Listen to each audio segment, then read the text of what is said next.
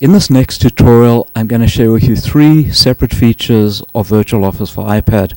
The first one is how you can reduce this list of results on the left here.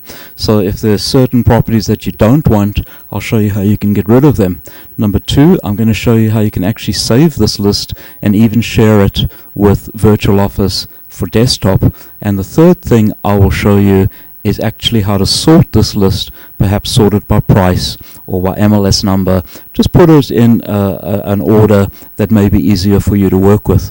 So the first one I promised is how to remove items from this list. Remember, if you're going to save it or you're going to email this list to a client, and perhaps you don't want some of these items. So take a look at the top of the results column on the left here, and you see a button called delete. Let's tap that, and notice now you've got these little delete buttons next to each item. So let's get rid of East Maplewood. Let's say that one certainly is not a candidate for your client. Let's remove it. And how about Ironton Court? Certainly you don't want that one. So you can go ahead and remove items from here, and of course you can also do the swipe that you're familiar with on the iPad. And when you're done, just click on the Done button at the top, and you now have a list that's been reduced. Now you want to save this list. So again, on the top left, there's a button called Saved Lists.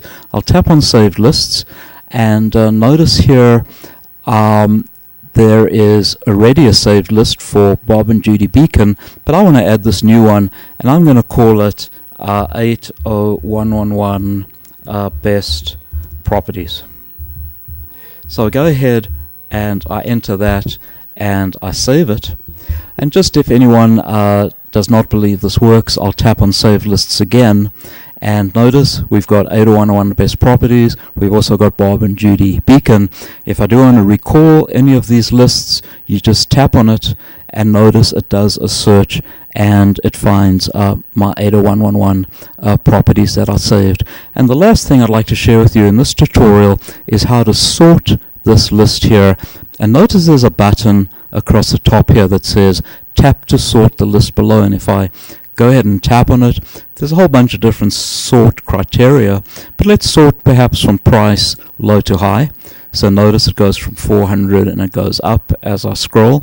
Or let's say you want to do it the other way around and perhaps sort from high to low, and notice now the 600,000 is at the top of my list and it works its way down.